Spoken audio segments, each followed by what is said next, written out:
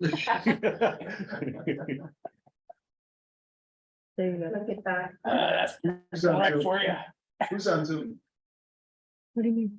Oh, you just want. No, it's just, No, Yeah, because it's just the viewing. Nobody's, the Zoom and the live YouTube is different, so Yeah. You let me know when we can start. go ahead. Okay, thank you. Roll call, please. Councilmember Costa Junior. Yeah. Councilmember Robles, Present. Councilmember Hernandez, Yeah. Councilmember Rizaldi, Yeah. Mayor Julian. Here, we have a forum. Would you please, stand, with us for the pledge of allegiance? And then after that, a moment of thanks, which is item 3, so we'll do the pledge first. Ready? Begin. I pledge allegiance to the flag of the United States of America and to the republic for which it stands, one nation, under God, indivisible, with liberty and justice for all. Thank you. The next item is, item 3 is moment of silence, moment of thanks, appreciation, condolences, and I'm gonna add silence to this one. For those, in western Mississippi and Alabama, they lost, 26+ lives in the hurricane, condolences and best wishes to them, because it's a tough one. And also the Covenant School in Nashville, where 3 young 9-year-olds were killed, in addition to 3 adults and then the shooter. And also in Juarez, Mexico, where 35 people were in a detention center and perished, every 35 or more. So if anybody else have anything, if we may, we can do it sitting, is to have a moment of silence for individuals and the communities that I mentioned.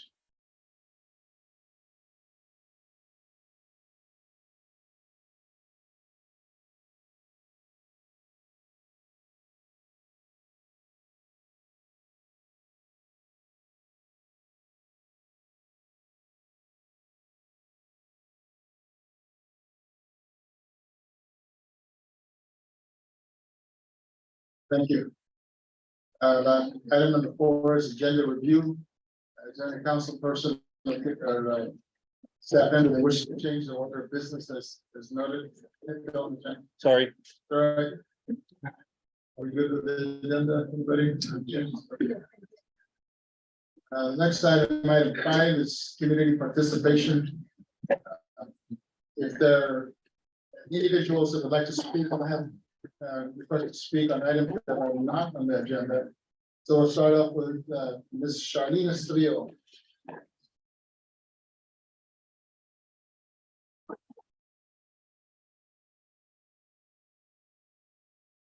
You want to turn that up? You can make too much noise. Say it one more time. Yeah, you gotta hear the question, so No, kick it.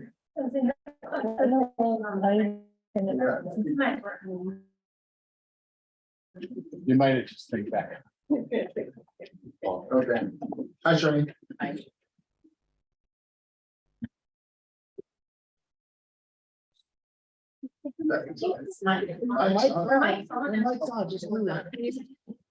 Can you move it closer to you? Perfect. Okay. Hear me now? For Verizon. Now we can. Good evening, Mayor Julian, council members and staff. My name is Charlene Estevilla. And a couple of weeks ago, we were dedicated at the Boys and Girls Club, the dedication to my husband, Ron, was made that it would be known as the Boys and Girls Club, Ron Estevilla Clubhouse. And at that time, I did thank the city, and I thank the Boys and Girls Club for such an honor to Ron and to us, his family. But I did want to come tonight and personally thank the city, because if it wasn't all of you and the members of the Boys and Girls Club, this never would have happened. And it's such an honor to us and to Ron he loved his city. He loved his community. He loved the kids. And that's what life was all about for him, was his town. You can ask anybody that really knew Ron.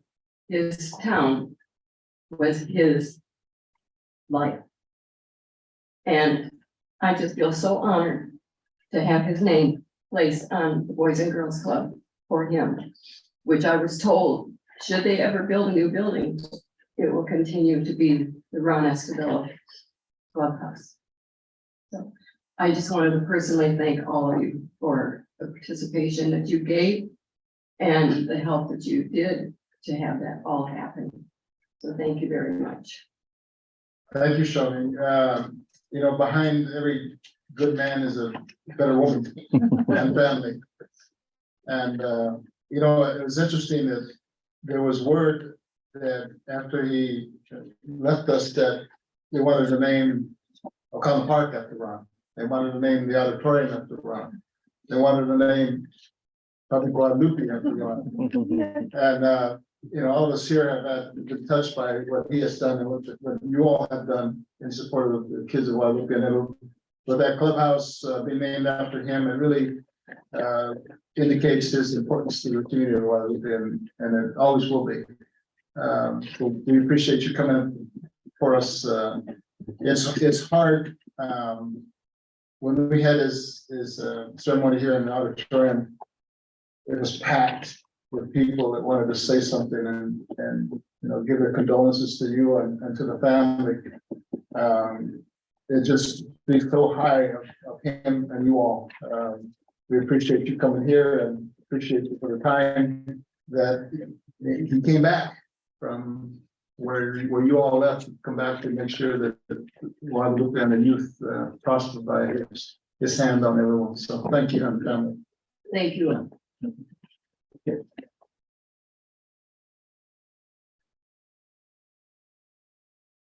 Next individual, Mr. Romo.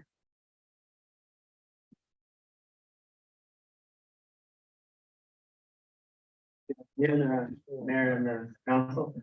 So I'm here, my name is Jose Romo, I'm the owner of Romo's Market, and I've been having issues over the last couple of years with people parking in front of my business and basically leaving their cars there all day and all night. And I wanted to see if the city be able to help me out with perhaps extending the 2-hour parking signage to towards in front of my business to help me out with some of that sort of issue. I don't know how far that the signage went up on the what's It's market. just some. At 8th, it stops at 8th and Okay. one. You know, it's interesting that you mentioned that because even though it's 2-hour parking, nobody pays attention to it. Yeah. Even the businesses, we had some individuals, business owners that said, I'm gonna park here regardless. Yeah. Although there's parking across the street for, you know, in the city, the memorial, the Veterans Memorial parking lot, but Yeah. I know that, you have to have, because of your business, you gotta have movement, you gotta be Yeah. able to go in and go out. Yeah. So we'll let the chief deal with that, and then, if we need to have an ordinance, I don't know if we need Phil, that ordinance has to be increased or to be modified to where that can happen, but Okay. those areas belong to the businesses in terms of, Yeah. if you can't, Yeah. people aren't gonna stay, they drive by and say, I can't park here, I'm going to the Yeah. subway. Oh, yeah. So, I also think this kind of echoes the trend that we've had in the last few meetings of code enforcement, because that highway, we shouldn't have overnight parking or extended parking for long periods of time in downtown, if I'm correct. So it kind of, mhm. we're noticing a trend. Yeah, as the city has gotten Yeah. bigger, there's been more Right. issues with people leaving their cars, Mhm. you know, there, and then they walk away and they live in the surrounding areas and Yeah. stuff Right. like that. So it'd be good to protect the businesses to moving forward, you know, as the city continues to grow, you know, the whole Guadalupe Street should be protected for the Okay. businesses. You're heard. All right, All right. okay, well, I appreciate that. Okay. Thank you Thank for you. running. Thank Thank you. you so much. We really appreciate that. Next, individual that wishes to speak is Mr. Alan Nunes.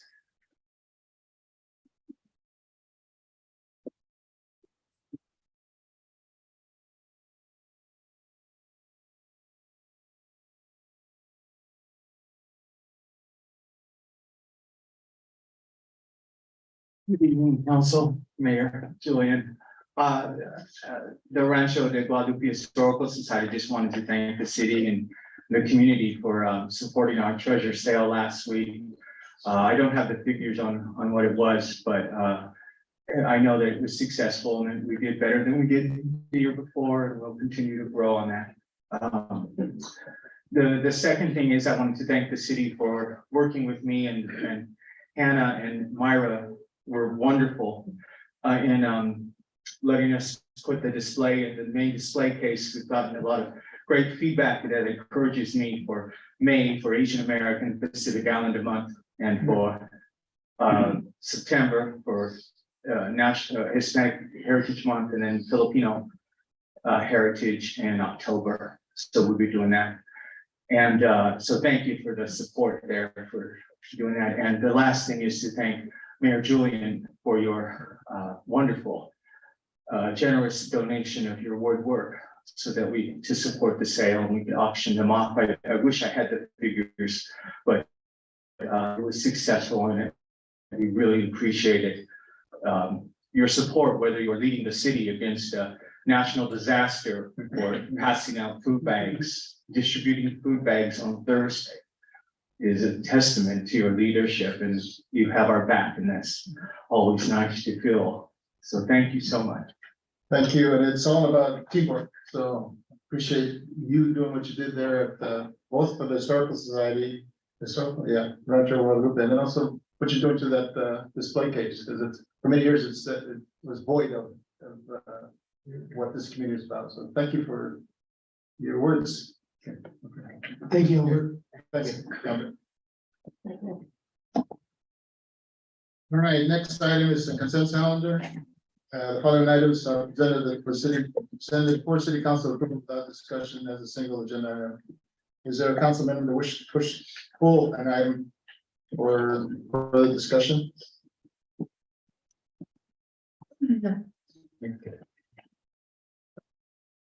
Is there a motion to adopt, to approve the consent calendar as noted?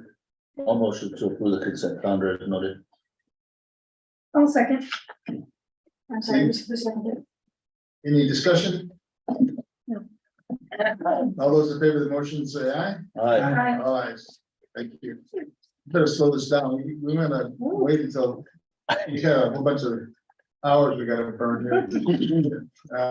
Item number 7. City administrator report. I'll take a lot of time, you know. Okay, please. Okay. Tomorrow, I will be attending a North County Housing Affordability. It's convening on 2625 South Millard Street. It's just on affordability. I got this email from Petra Gomez, Director of Strategic Initiatives. And that goes from 9:30 to 11. And then after that, it's in Santa Maria as well. It's called the Cross Industry Infrastructure Forum. That starts at 11:45 to 2:45, and I'm gonna go to that. And I can see Alejandro Mahoney is on here from North County Healthcare Employer Survey results. So I'll be doing that. And I'll report back on what that's all about. Also, I just wanted to alert you of the fact that EMC Planning Group just won an award. Probably because we really buttered them up. And thank you for submitting the nomination of the 2023 Central Coast Planning Award this year. The nomination has won the 2023 Planning Award. This is for small communities. It's for our 2024 general plan update. So now this will then be passed on and go forward to the APA, which is the American Planning Association, which is throughout the whole United States. And they've won it before, so hopefully we can win just based on that. What else? The HE Cycle 6 is under, it's still moving forward. There's draft documents and the draft chapters are together, and Dr. Cornelius is working on that. I might also mention, let's see, that I'm also going to just let the finance department, Denise, give an update on where she's at with, say, Tyler, the audit and payments and the window and whatnot. So if it's okay with you, I'll pass it over to Janice, and then afterwards, Shannon has a little update on water. Before we move on, I Oh, just have sure. one question about your report. Uh-huh. I noticed you gave an update on the Saturday Valley Railroad and the Pasteur Bridges. Thank you. One thing I know that some citizens have asked about is maybe getting an update on the commercial property, where that's at in the timeline, if that's gonna be moved up or pushed back to when, since there's been a delay with the bridge, you know, are we looking at maybe developing the commercial sooner rather than waiting for the rest of the homes? That's sort of hinging on a number of different, it's hinging on market, it's hinging on what's gonna happen with the infrastructure on, you know, around that project. And so it's really more to do with market interest as well as sort of, you know, the burying the underground lines and the costs associated with that. I talked to some developers and a lot of that is, it's just not ready yet, but it will be as soon as we get things together as it relates to the signaling and crossing and also the fact that we're gonna get together on Monday to talk about how we can work with the railroad for the bridges and sort of the spur that they're wanting, you know, the developer to pay for some of that costs. Right. So we're getting together on that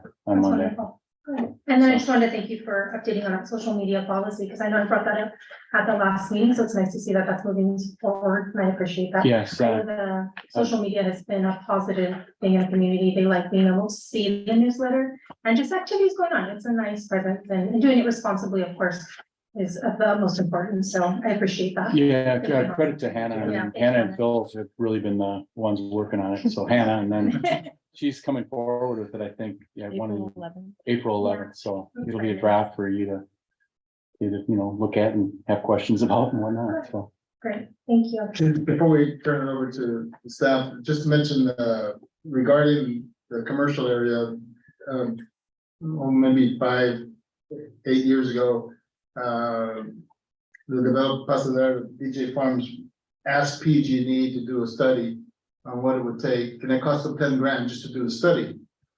And, for electrical. And then, the word was, and Shannon may know more about this than I do, but the word is that it's gonna cost $1 million That's just what I to bring heard. power down to that development. So, and then what happens too is, as Todd mentioned, is Caltrans, in terms of the signalization plus the Southern Pacific Railroad all have to get together. There's been a little bit of push from SPCAG side from us to actually meet with Caltrans, and they want to meet with us so that we can get updated on where they're at with it, because every time there's a change in their staffing, the plan goes to the back burner, and then the new person comes in and says, oh, by the way, I need to review this. And then that's one of the big delays. So, Mhm. and I know, Craig Smith, the pastor, is really wanting to move forward on this. As we may know, without having access across the southern portion of Pasadena and not building, but we're looking at 340 homes. And I was talking earlier to individuals that there was a plan to move City Hall over there. And opposed to, in difference to that, we said, let's keep this, but you provide us with that money, which is $3 million. And that's based on occupancy for each of those buildings, each of those homes. So you don't get any money unless the homes are built. And that ties into the commercial development too. Some of these individual big market guys, say a supermarket, not gonna come in unless there's more people. But now we have 8,500 people. That's a lot of folks. Anyway, just one quick thing, Todd. We met Friday with the whole slew of people. Yep. You want to take that a little bit really quick? Well, we met with, and Shannon can also chime in. Yes, She please. actually has more probably to say. But we met and talked about different options, and I'll take it from you guys. I mean, we talked That's regarding the flooding. the flooding, and we talked with the county supervisor, a lot of their staff. Who else did we talk to? There was 10 people. Carvajal Yeah, representative. yeah. So Steve Lavanino. And county staff. yeah, go ahead and just kind of fill us in on what our next steps are and options. So it was a very good conversation that discussed mostly short-term, but some long-term ideas about how to address the flooding It was comforting to know that the county is having conversations with the Borough of Reclamation that's controlling the releases out of Twitchell Dam and those the difficulties that they're having in that arrangement. That it's very specific about how much gets released when, but if they released what they're allowed to, then it would cause even more damage down our way. So the county has been having conversations, letting USBR know that there are downstream impacts and have actually held them back from releasing as much as they want to release. So it's good to have that dialogue.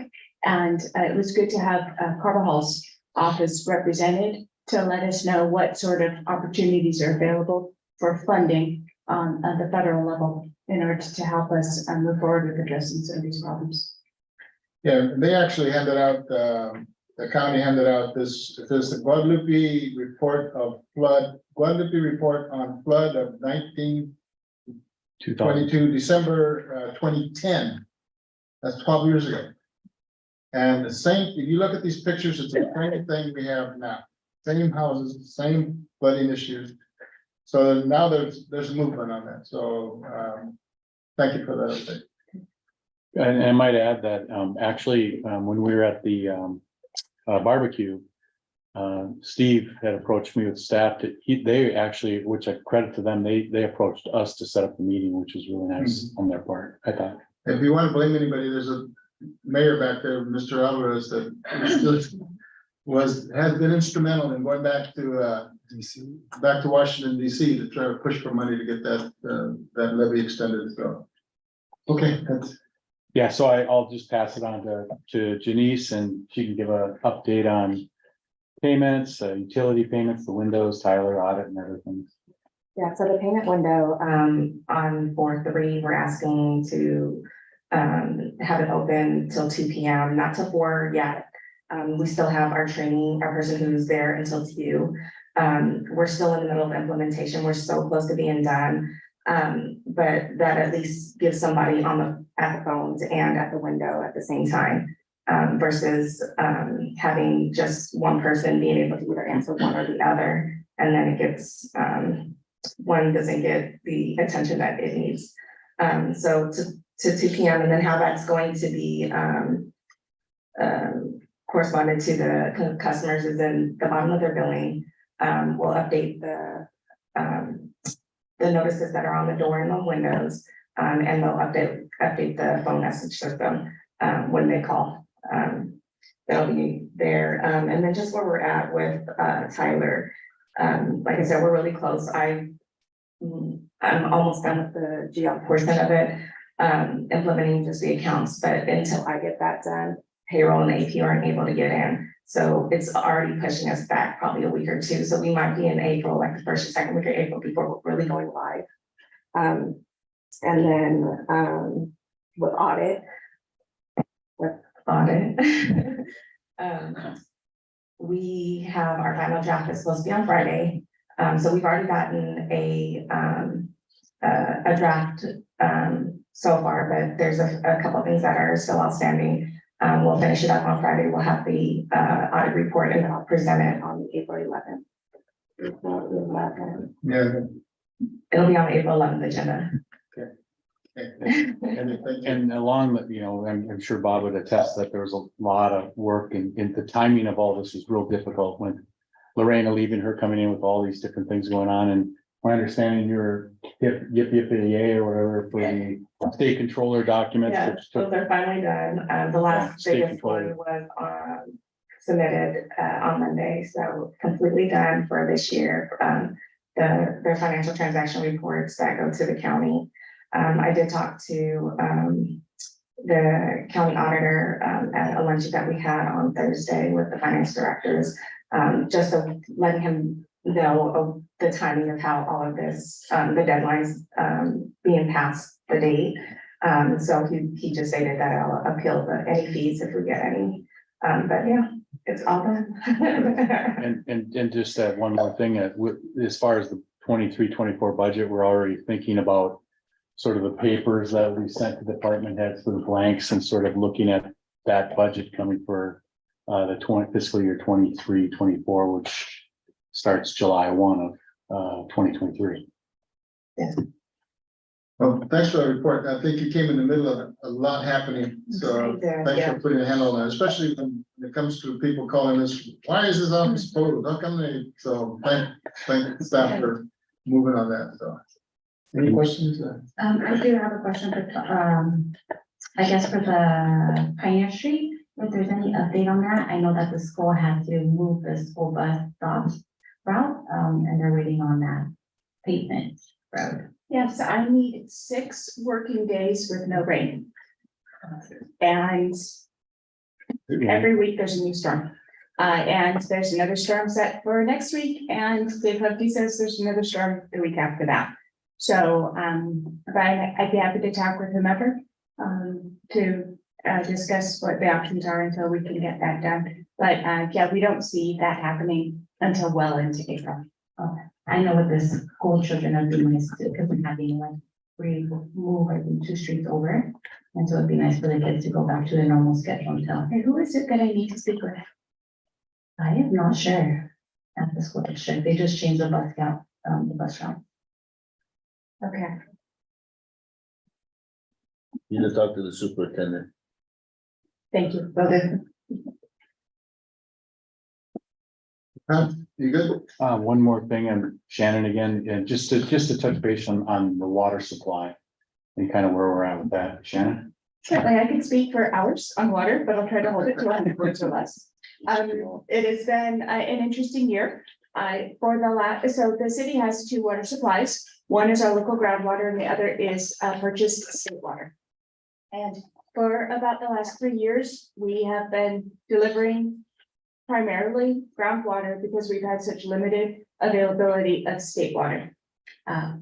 It's called our table A allocation, basically how much of our allotted water we get. If we get our full allotment 100%, it's about half of our water supply for the year. The state issued a 75% allocation last week. We started increasing our delivery of state water back in mid-February in order to start taking advantage of our carryover and some other water supplies you get because there's so much in the system. And it caused some strange tasting odors. It tasted like dirt. That's geosmin and MIB. They're algal byproducts. They're not harmful. They just make the water taste dirty. So there's a gentleman who spoke on February 28th, said there were a bunch of complaints. It'd be really good if people called me or called the city because we can do something about it. In fact, once we heard that there was a problem, we decreased our state water to change the blend so that we basically diluted out the issue and made the water taste better. But please, if people have any concerns about aesthetics or water quality, please just call us. We can do things to fix it. But the reason why we had those is because very few people were taking water off the pipeline. Now that there's so much water in the system, a lot of other users are using the water, and so it's moving a lot more. We upped our delivery to $300 per minute. Pretty high, pretty good, to take advantage of the fact that there are increased state water supplies. But people will notice that the water tastes different. Groundwater and state water taste different, but they're both perfectly safe to drink, and I find them both good. I hope that others do as well. But I'm happy to answer questions about our municipal supply. Any questions? Thank you for that update, because I think sometimes community members may be hesitant, and so the more we can reiterate who to call, when to call, something is happening is always a positive thing to have out there on it. during That's meetings. good. And please point people in our direction. You know, we don't control social media, and so we don't know that those comments are happening. But if they call us, let us know. We can do things to make the water more palatable to people. So have them call us, have them call the on-call water line, have them call Jaime. We all we'll jump to address them. Would you happen to know that phone number? At the top of my head. If you can give me a second, I'd be happy to. If not, talk and also send it over. Perfect. That way I can add it. Yeah. Thank you. You good? Okay, staff, thank you for the updates. You're welcome. Item 8, Director of Public Safety, Information Management. Thank you. Council, just few quick things. I sent out a notice that FEMA has approved the Santa Barbara County's emergency operational plan with the Guadalupe Annex. So the hazard mitigation plan was finally approved. That was a 2-year process. And what that does, that makes all Santa Barbara County eligible for FEMA funding. So everyone has to have that plan done. We had a hiccup because we lost our emergency manager, so had to kind of farm that out. But we're very glad that that was finally approved. And also is been contacted by a lot of citizens and GBA about doing emergency preparedness training. So we're trying to put something together that's going to be workable, but it'll depend on staff and supplies. And we were never registered as a certified cert trainer site, which I found out when I was applying for a grant. And this is no. So we are now registered. And we'll be working on getting that. So I talked to the fire department.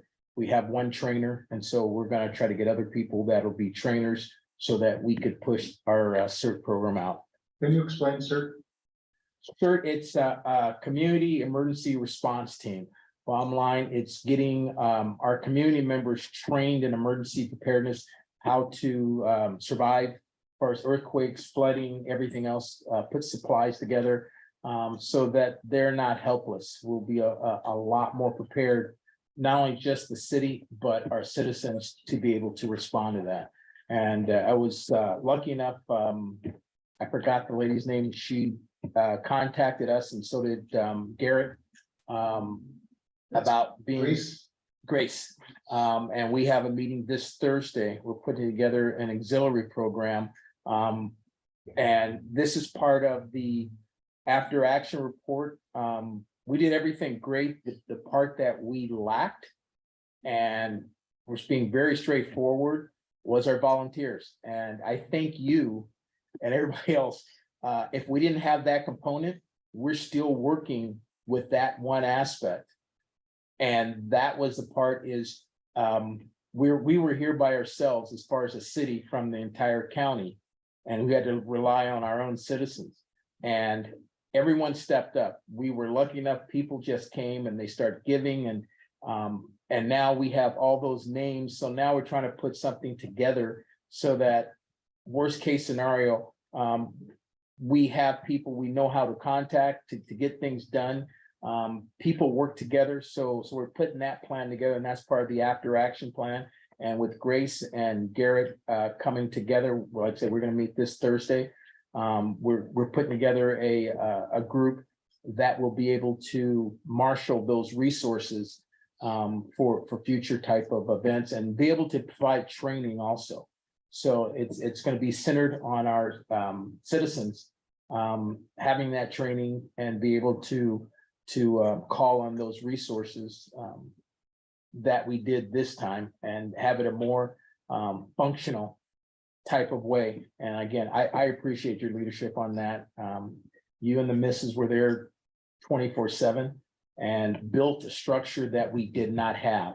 That was the part that really saved a lot of people.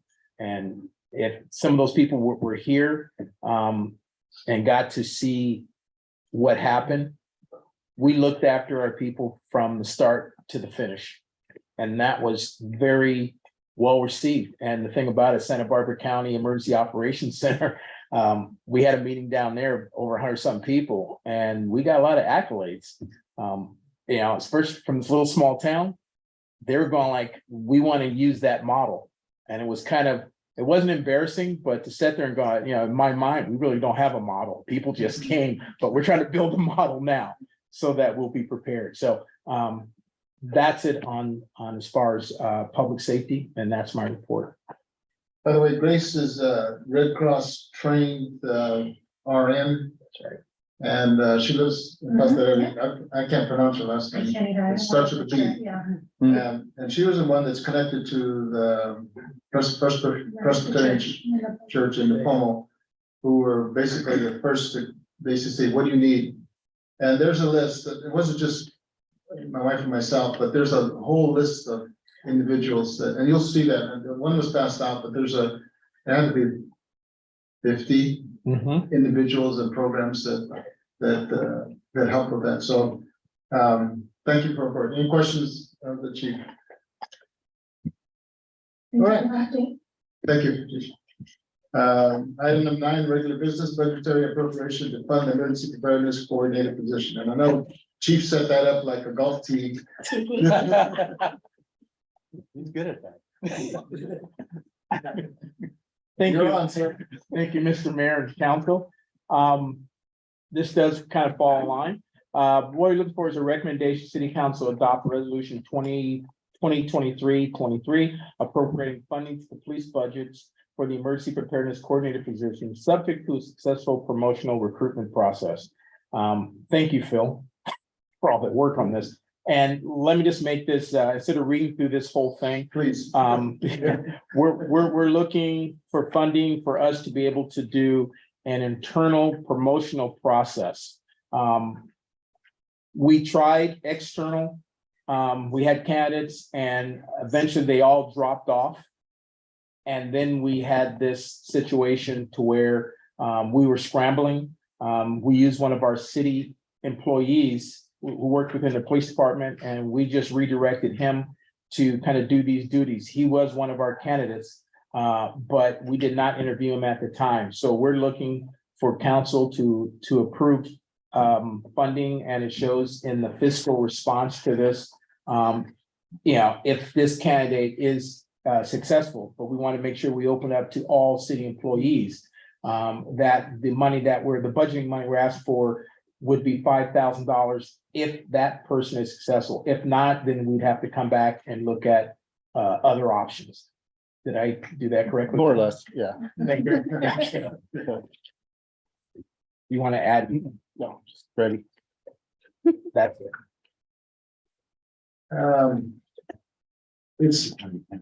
There's a lot of components to this. Yes. One of the components is code compliance. And I think we know who that individual is. Yes. Well, it could be potentially hired in this position. So it's an internal Process. recruitment Yes, sir. process. And so I know that Todd mentions that he approved this process and basically going internal as opposed to external. So I've never seen a resolution this detailed. It's a lawyer. And get to the point, we're looking at an additional 5,000 that for this current fiscal year. Yes, sir. I'm sorry, But I believe that would be an ongoing, Ongoing. yeah, it wouldn't be 5,000 for this fiscal year, I don't think. Because it's only a few The way months. it's written, it would be a 5,000 increase to that position. Yes, I think it's it's ongoing. it'd be ongoing, that's 5,000 over a fiscal year. right. And we only have a couple months left, that was what I was trying to clarify. That's what I think, Ken. The only thing I think maybe for the benefit of the council, it would be, code enforcement is obviously probably important, and could you explain how that might be handled ongoing in the future? When we first got here, that was a duty of the fire department as far as code enforcement. And if you look at our bi-monthly reports from public safety, fire department still has a portion of code enforcement. Lieutenant has spoken with our fire personnel, and we would continue to push code enforcement, or we would push code enforcement back to the fire department. The difference we had with the current incumbent who is doing, he did long-term investigations. we only had one person. If those issues do come up, then as a police department, we will pivot to handle those issues. But right now, as far as for emergency preparedness, and we just had a meeting last week with staff with FEMA. We're on a pretty good course for recovery of funds.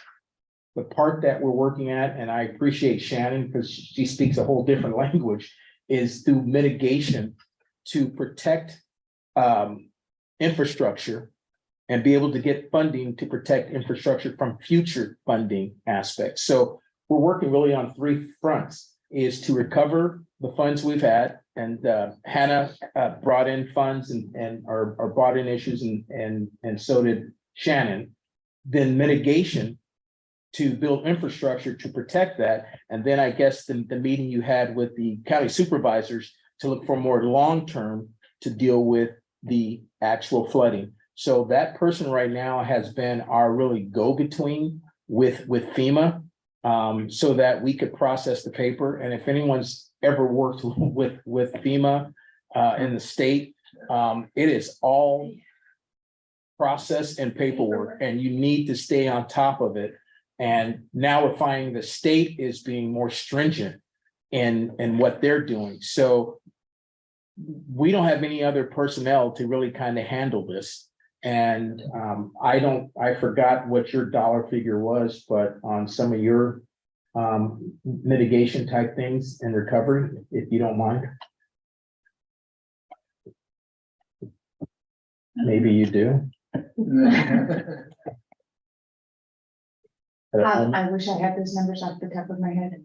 But it's been a couple days since I looked at them. But they range, from the 40,000 all the way up to the $250,000 in terms of mitigation projects that we need to consider for future protection of our facilities. And part of that, that report that you got, that was something I was going to include in my after action report. When I did my research to show back in 2010, it's almost exactly what happened. And I get more resonance that this has happened 2 or 3 times. And so we're now looking to really try to correct and to build something so that we don't get back in the same position when we're gone that our residents could be in. Do you mind if I ask one more question? Trial. Well, no, it's not a trial. It's just that oftentimes when the agenda goes out, I'll get calls from citizens and whatnot about questions about, and one of them was, and I just wanted to bring it out because I'm sure you probably have an idea. One of the questions was, what will this person do, in a non-emergency situation on the downtimes? And so I figured I'd bring that up to you and see what you're, building programs and training and all that, I'm sure is part of building an EOC and whatnot. So that was a question that was brought up just before I came to the meeting today, and I thought I would just bring it up to the council. No, that's fair. And that's something that everyone asks. I had lunch with a citizen and their whole thing was because they know that I'm a trainer for FEMA. So their ask was, when can we get training? And I let them know this is something that would be ongoing. You can schedule at least 2 trainings a week. Well, we have GBA are asking for training. Well, you have to have the trainers to be able to do the training. And it's easier to have it in-house than to go outside Santa Maria or some other place to bring in people to train. So one is training our citizens, and the other part is building our infrastructure, i.e. The mayor was here that night when we had to find ways into the Red Cross trailer. And we had to have Rudy with his special keys to help us open things. And so that is part of the infrastructure we want to build. It's the little things. We had a hard time just putting together cots for the people that night and finding food. So building that infrastructure of food, of just the emergency shelter. I go tomorrow night down to Santa Barbara, hopefully to accept for the generator that we're gonna get from the 1805 that we'll be able to put onto City Hall. Because we stated that we did not have any buildings that had a generator so that we could have an emergency shelter. Everyone here, I think, saw that we didn't get assistance or relief for almost 2 to 3 days from outside the city. Everyone else was having the same issues. And so we have to learn how do we survive ourselves? So we were foraging for food. So having this person in this place will deal with training on a yearly basis, will help to build infrastructure, will help to do grants from FEMA and everybody else to get supplies for our citizens. And we also have a component that we have to be aware of is for our animals and then for our seniors. A lot of times they get kind of left off when these emergencies do happen, but we have a lot of people that need assistance that are homebound. And that's the discussion that I'm going to have Thursday of building that infrastructure is how do we address, we do that with food, getting to some of our, well, a lot of people can't get out. So how do we address them? So that person has a lot on their table to look at is how do we sustain ourselves during an emergency while first responders are dealing with the emergency that is right in front of them. We have to build that infrastructure, and that's what that person will be doing on a regular basis. But like I said before, is I have meetings. You saw the ladies that were here. We were talking just about trailers, and I know that's been a big issue. That's code compliance. Well, that's on my desk. The school crossing, so all those things are in our shop. I'm just kind of shuffle them around, and we're still working on all those. So I'm sorry for that length, but those are the things that we're doing, and that person will have duties. You mentioned code enforcement and in the report today, in the month of February, there was 3. Three code enforcement issues. One of them was 72-hour parking, which is only 1. So my concern is that when people are talking about trailers and 72-hour parking, and we see a report that says there's only 1 in the whole city, which is not true. So that we don't want to keep that as a void. We need to, if it's going to go to the fire department to do, then we got to make sure that we're listening to what people are saying in terms of code enforcement. So I think that was my concern too in reading the report, and then also doing some research and communicating with you about this individual and the potential for a promotion and doing an internal recruitment. We either lose code enforcement and increase the budget, or if someone else is a better candidate and they get the position, we now have a vacancy somewhere else. And as you've expressed to us for the last 2 weeks, we know our staff is just, our positions are tight anyway. So I think for me in reading your report, those are my top concerns, is that are we sort of shifting here, but still going to have vacancies elsewhere that maybe are just as vital and just as important right now. Another thing I think, while I am a huge supporter of hiring within, I think using experience is wonderful. I think the fact that this code enforcement position is so public and we've had such an issue with code enforcement, I think it does add the question, are we promoting someone based on experience when that position hasn't really been tended to publicly? That's a concern. I think in looking in the requirements, I know I asked, our current officer doesn't have all the requirements for his current position. I think that concerns me. Are we promoting someone that really hasn't had a chance to fulfill the current position, whether it was COVID, whether it was delays in trainings? So those are all things that I am concerned about, because when citizens ask us, hey, you increased the heaviest budget again for this position, what type of candidates are we hiring and what sort of vetting are we doing? Are we just putting someone there because we need someone there? Or are we really doing our due diligence to find the right candidate to invest our limited funds? So I definitely think the position is needed. I am very concerned maybe with this particular proposal and how this is shifting those positions. I don't see a win in there for me, from reading this, just to be really transparent. I think it just makes it feel like there's another pothole we're creating. Right. Virginia, is it financially feasible to sustain this position long run? With the current. With the current. Yeah, I think No, it's like- Yeah, sort of. With the current. Budget now, I think, there's.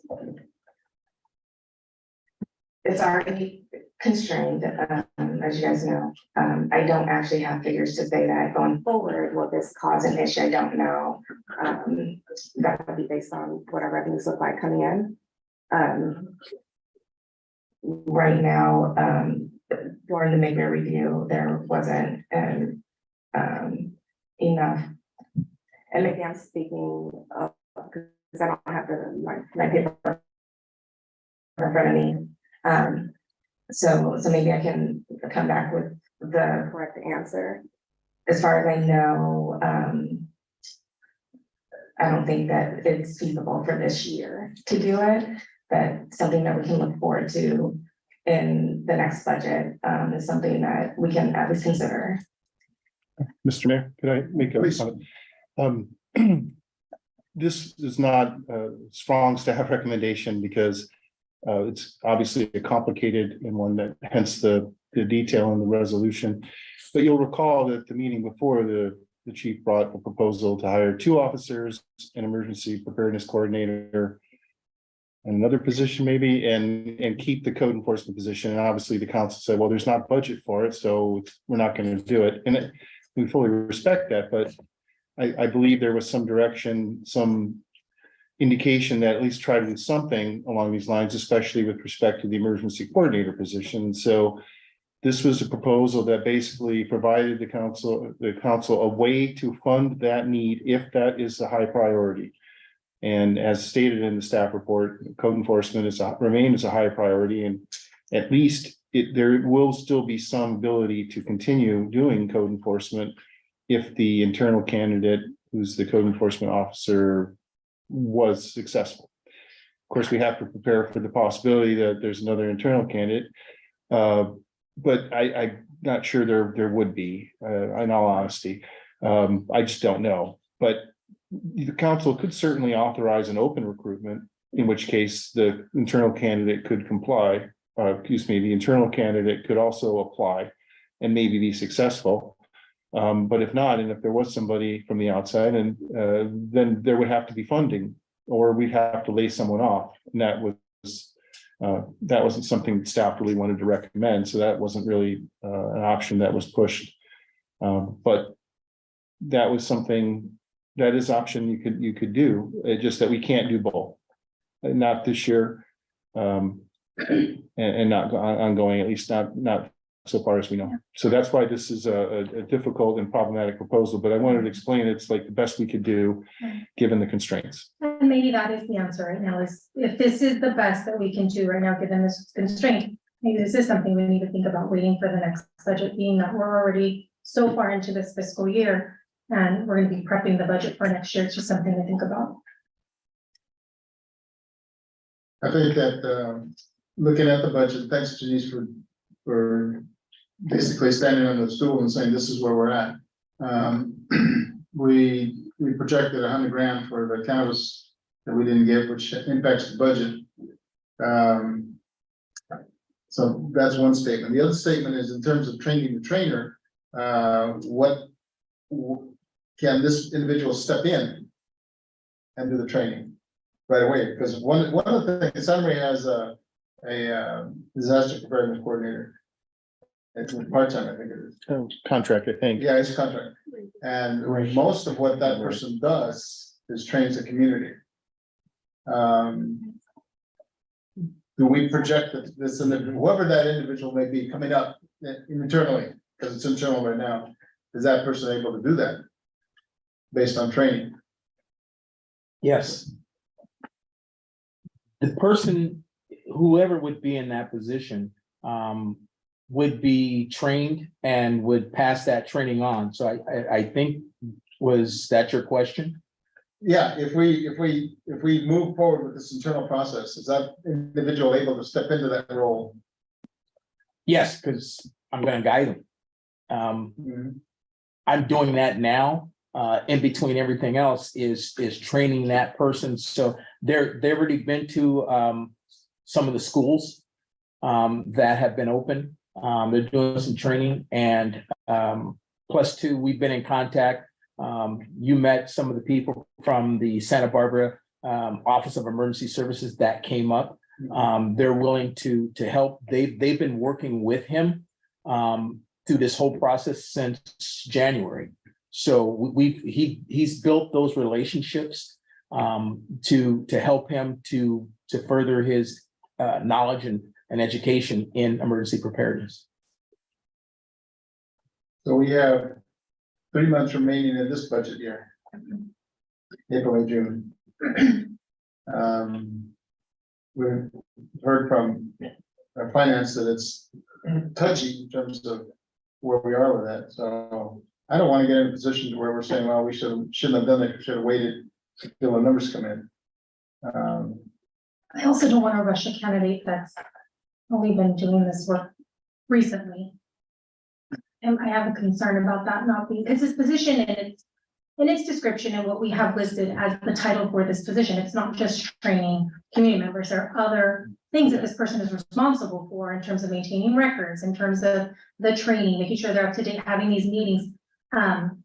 Does this individual have experience doing that, or is this new to them? You know, is this something new that they're taking on, which I think is wonderful that we have an employee that's willing to take this on. It's a lot. They're dealing with, you know, all the bureaucracy that is what these agencies need from us. Does this individual have the experience, not the current event, but previously that job title requires for that? That person has some experience, but we gotta look at two things. One is I'm gonna be there, and two is if we don't have that, then it's not gonna get done, period. Right. And so that's something to really kind of be aware of. I'm splitting my time to help train them and make sure that, and so is everyone else in the office.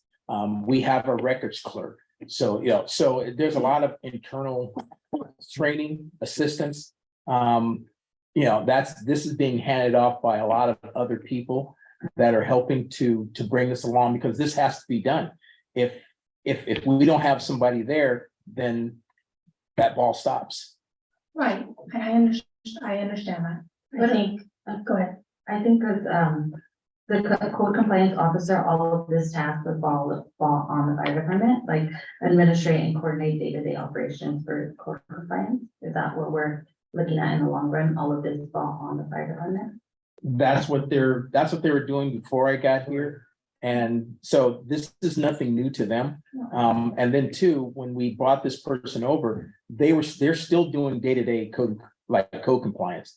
Our code compliance person really does long-term investigations more than a lot of the day-to-day stuff. So the fire department, and if you look on the reports, they still submit the reports to the council on their code compliance work. And I think because we've been watching those reports, we know that that's an area that needs attention. I think that's why we're trying to look at, okay, we have a code compliance officer and yet we're still struggling, but now we vacate that position. You know, do you see where we're coming from in terms of who's going to fill that void? Is fire going to take that all on? And is that realistic? Because that's why we created, I believe, that code compliance officer position in the first place, was to help with that workload. Is that correct on the history then? Some of that is, but I think we have to look at the entire picture. When you're saying code compliance, a lot of that was done by our police officers also. We now are down to 3. And so we're taking call. I'm taking call. So when you say code compliance, we got the fire department, but with the limited police officers, that is dropped. And so now, you know, that's where you see a lot of the drop going on. We don't have the personnel to handle a lot of these things. So, you know, one person is not going to, make up all those numbers that the lack of police officers themselves, when we say 72 hours, we had people here, and all I can do is go back what we had here. I'm the one who did those 72 hours on the trailers. Right. That wasn't code compliance. Concerned. Concerning. Yeah, Out there doing stuff. so, Well, appreciate it, also concerning. oh, yeah, so, it's, that's where a lot of that workload really comes from, our officers. So does our code compliance officer not issue? Does he backfill that when we're short on officers to do citations, or, because you said he does long-term investigations, not actually going out and doing any sort of warnings, tickets, any else? He does it all, but his main service is really long-term.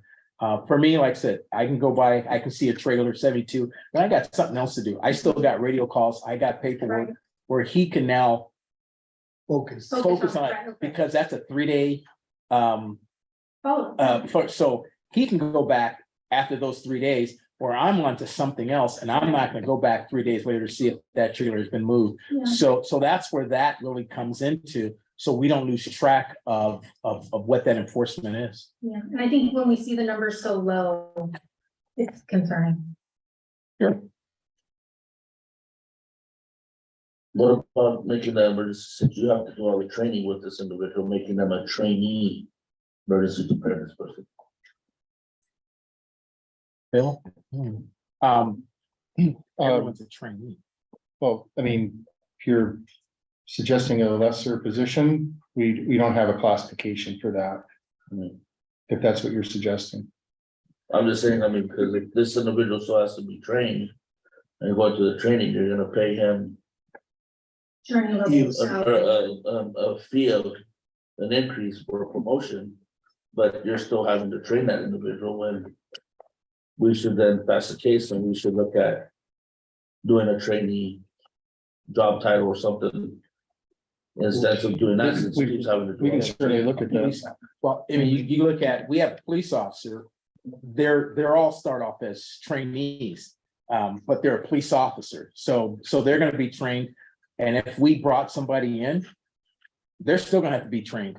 I don't care who's coming in here, we're gonna have to set them, we're gonna have to train them of how we do things. So everyone's gonna come in as a trainee to a certain degree. Are they different levels? Of course. Yes, I think that's probably what I was thinking. So more I like would what train you were this person. saying Is this individual doesn't sound like they maybe have the same experience as listed in the job description. Todd, did you want to speak on that more? Some of the cities I've worked for, smaller cities and I've only worked consultant, they would hire a consultant, code enforcement person, like a retired person, much like a Larry. But could this, I don't know what level of workload, but could this be a quasi code enforcement emergency preparedness position? Or a contract like, Like a combination platter? I wasn't gonna say anything because it wasn't discussed in the staff report, but now that it's been asked. Fairness. Yeah, we'll have to talk about that, but no, just kidding. It's a valid point, and I did propose early on when we were looking at this. Possibly making this 2 part-time positions that would be equivalent of a full-time position. It would half the time. Well, not necessarily half the time. We didn't fully flesh it out. Okay, it was just a proposal and the chief didn't think it was viable.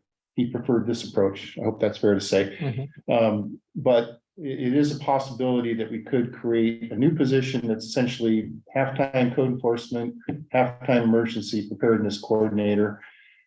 We didn't go any further than that. It is possible to do that as far as the pay, whether it would be a blended rate or if it would be, lower when they're doing the code enforcement and higher when they're doing the emergency coordinator. And of course, this would have to be probably agreeable to the individual if we were going to do it that way. And it could still be done as an internal promotional option in that case.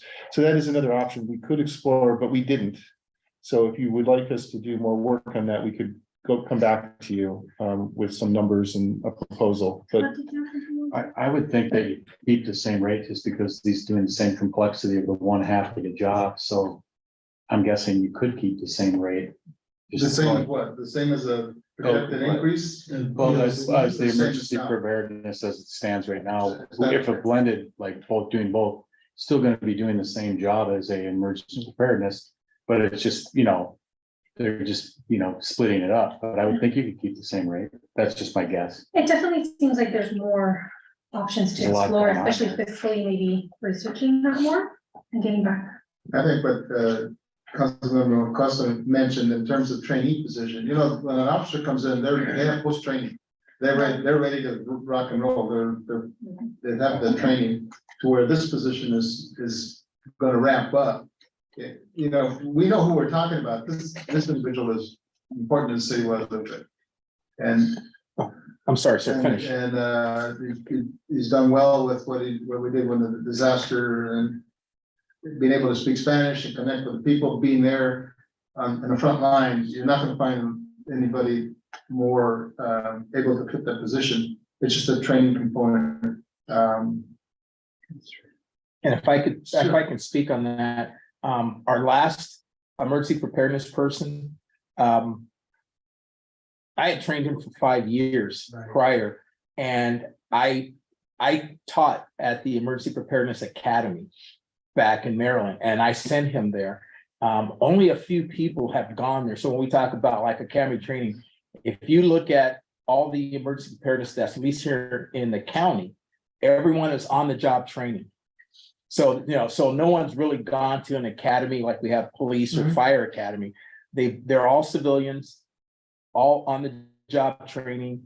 And so I would be able to get him into the Emergency Preparedness Academy, which thank goodness is free. All we got to do is pay for food. So this is anyone who came here to do it would have to go through the training. So I want to make sure that that's nothing new. And it's like, and it's not me so much advocating for an individual. I'm really advocating for the assistance, because if we don't have someone there helping to shepherd some of this stuff through, it's going to fall through the cracks. The thing is that it's an internal, at this point, internal movement, so that there are not a lot of, you're not gonna get another city employee, because what do we have, 43, 44 employees, there's not a lot that get put into that position. I think that, in your response to Todd's thing, I think that there needs to be a blended amount. This person is going training, is stepping up in terms of going out and obtaining these certificates and this training, that it's going to take more than just the current level in terms of what we're paying. So I think a blended amount, and I think that with Janice's information in terms of the budget, with looking at what that may be in a blended role, and then ramp it up to where once he's fully engaged with training the community, this individual isn't able to train right now. I don't know one person is, so then that would then move over to this person, this disaster preparedness person. So I would think that move it back to the staff to look at a blended amount as per Councilman Costa's information, from training, and also Phil. There's just a lot of moving parts to this code enforcement, because we don't want to jump over. We don't want to miss out on code enforcement, because that's been a hot topic for us. So I think in this manner that it would give us that bridge between keeping code enforcement, working with the fire department still with code enforcement, and then having that trainer understand. One of the things with the emergency preparedness coordinator for Santa Maria, in terms of its position, that it says their job announcement was a prior experience in the field of emergency preparedness. So this individual we're talking about doesn't have that yet.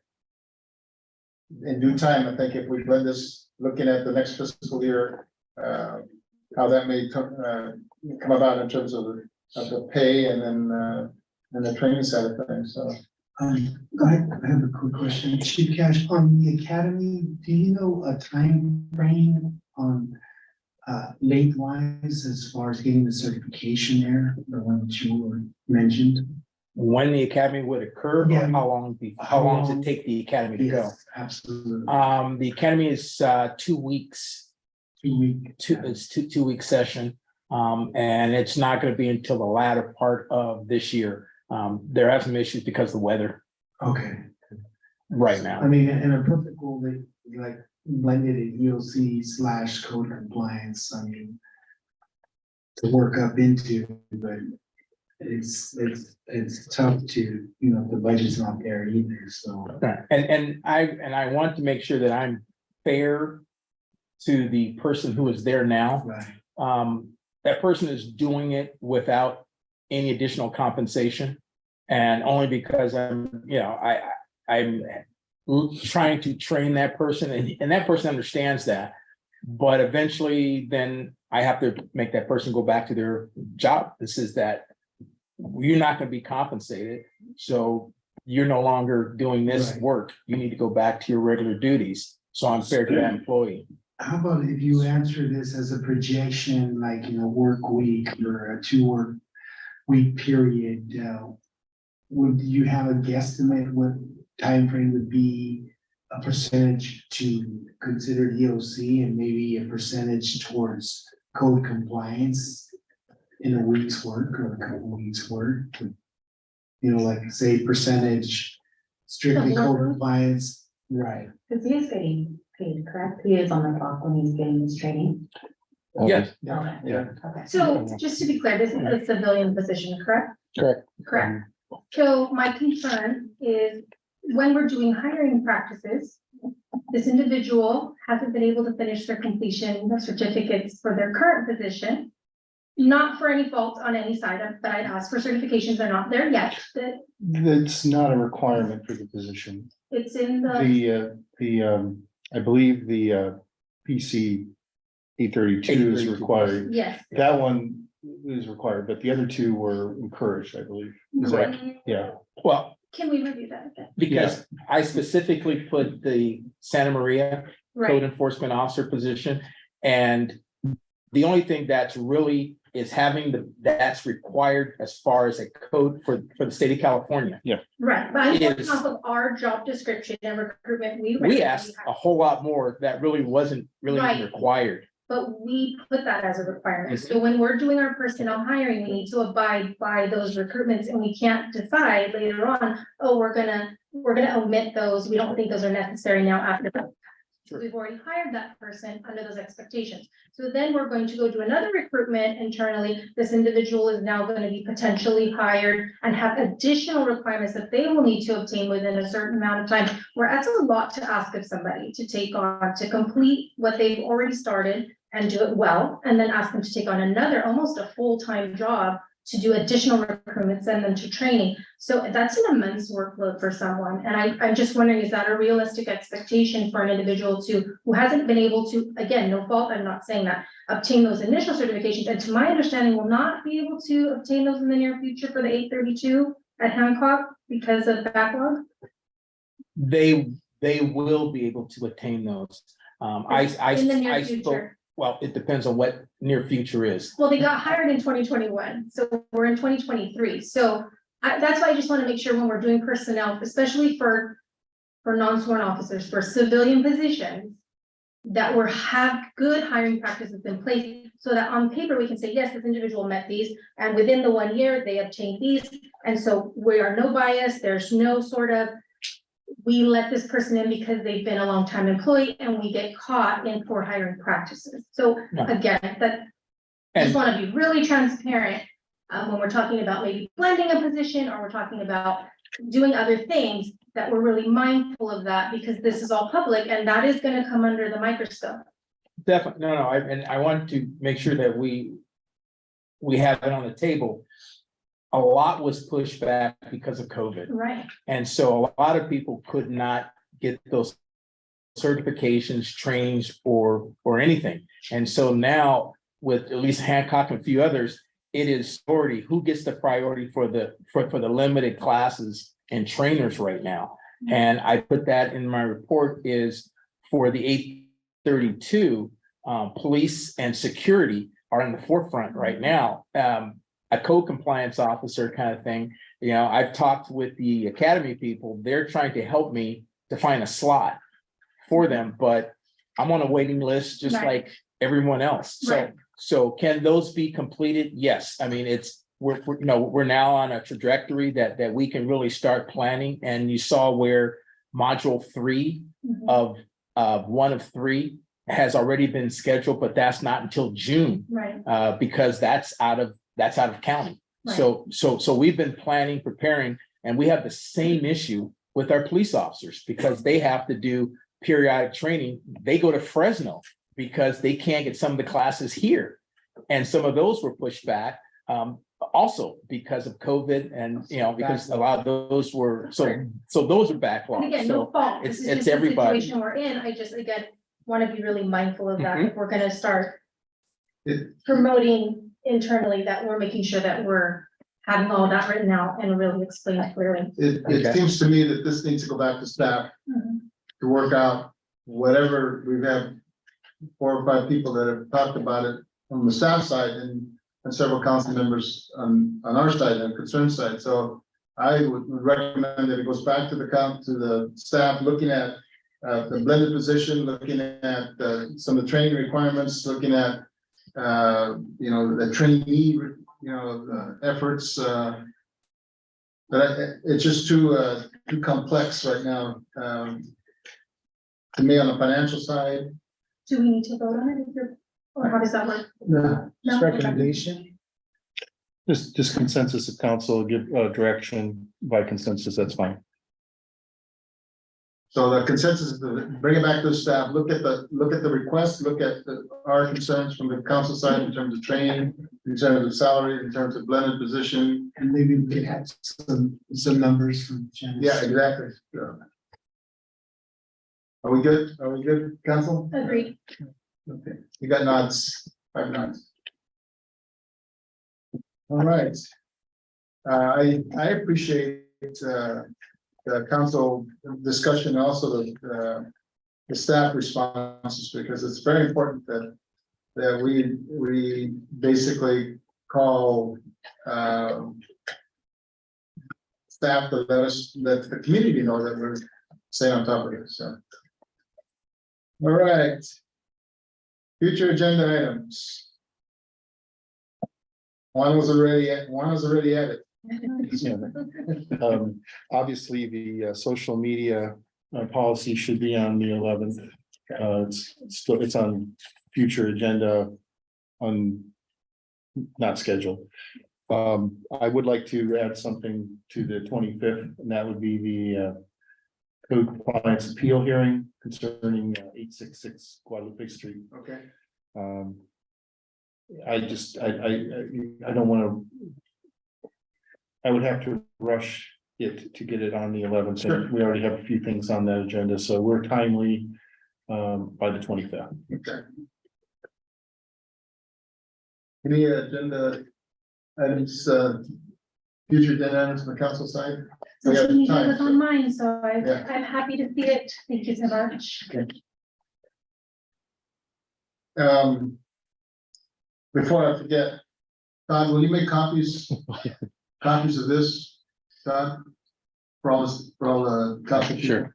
Because it's our report back in 2010, and gives them an update on, I'll send it to each council member. okay, please. Thank you. Announcements, council activity, reports. I have just an update on, in February, we cannot meet like SBK. What happens now if, so how many members we got? We have 5, 7, we got 12 members on SBK's board. You wherever the meeting is, say for instance, we had a meeting a couple Thursdays ago. In Santa Barbara was where the meeting was supposed to take place. And by order of the state, you have to have a minimum of 7 people, because you have to have more than 50-50. You have to have the majority of the directors at one specific site. So what happens with SDK, for instance, you can use Santa Maria, which is the county site. You can have, when we actually met, there's three of us from that met there at Santa Maria, and a whole bunch of folks met in Santa Barbara.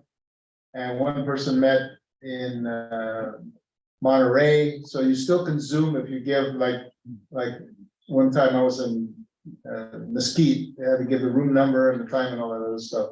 So meetings on the SDCAG side, you have to have a majority, any county or any approved committee has a majority at that site. So that's just a forewarning that you can, when it comes to SDCAG, when it comes to Air Pollution Control District, when it comes to I don't know what CalVans is gonna do anymore. CalVans is an arm of SDCAG, and so there's another issue that has to deal with. Anyway, there's a lot of stuff coming down in terms of the Brown Act. So, yeah. Any council activity reports? You have one, right? Who won that? Yeah. That. We're looking at the dodgeball tournament. I am proud to announce that I am the dodgeball tournament.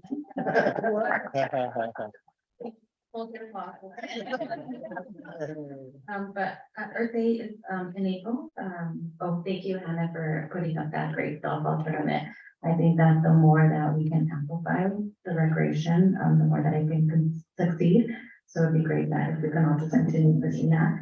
Next month is Earth Day, April 22nd, and so we're going to be partnering up with FSA, Essence of Earth, to host the community cleanup and blowout event on the 22nd from 9 to 11.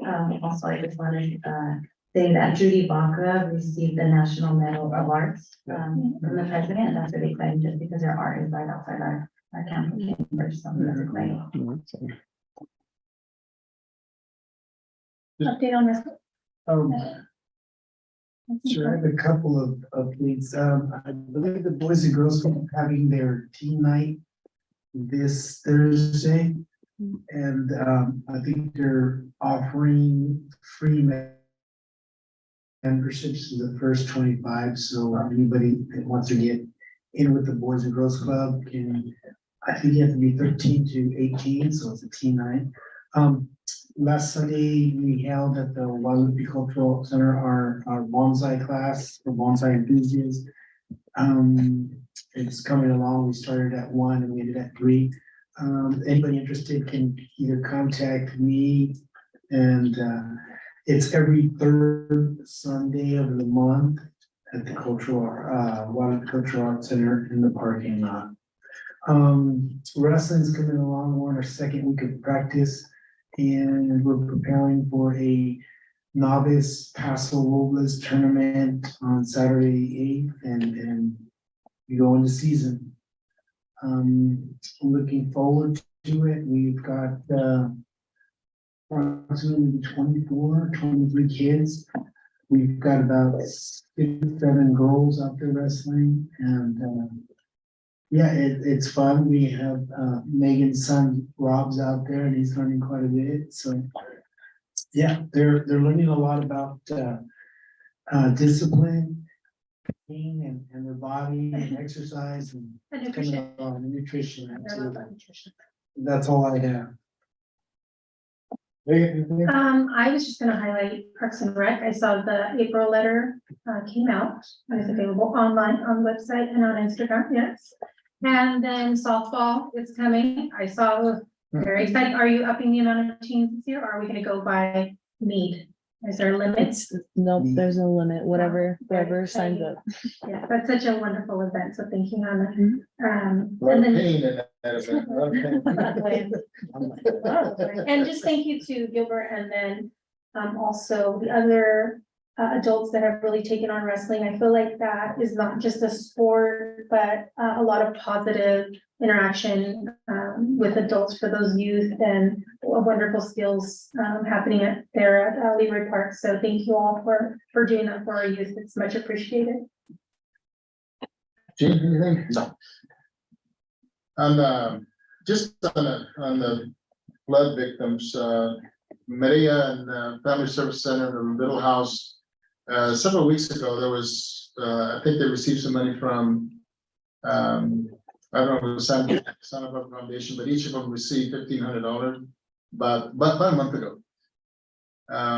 As we know, there's still issues. I talked to one lady that lives there, and now she returned, and she had a car in the front yard, and it wasn't working. And I said, "Oh, what's the issue?" I said, "Well, it cost $3,000 to get that, to have it fixed." And that's just one car. So during the fundraiser for the barbecue that what's it called, the Knights of Columbus, they raised $8,000, and they're going to cut the Little House and Family Service, and they're going to cut checks for another $500 each to those individuals, because there's still, a lot of them are just starting to work now. Right. So a lot of them weren't working as of last week. We talked to one lady, and it took her 30 minutes to get out of the field because of the mud, to get back to the car. Almost all of them now have housing. There was one above the Santa Clarita Hotel. yeah, La Florita, the pizza place that they're, I think this week or Friday, they're moving into a home on Campodánico. So they're all in a safe place. The food bank, we've asked them to do a special feed for them because of the flood. So they actually, several weeks ago, well, no, it was last Tuesday, whatever day it was, actually brought 4 pallets of food. The fire department helped put it together, the police department. We actually had 10 individual families. They came and helped. Individuals of the families came and helped put the packages together. And there's several families that were still out working or at home. So they actually took food home for them to distribute it to them. So they're helping each other out. So it's really, really nice to see. So that's all I had. We didn't adjourn last time. That's correct. Okay, so is there a motion to adjourn? A motion to adjourn the meeting. Is there a second? I'll second. Any discussion? All those in favor of the motion say aye.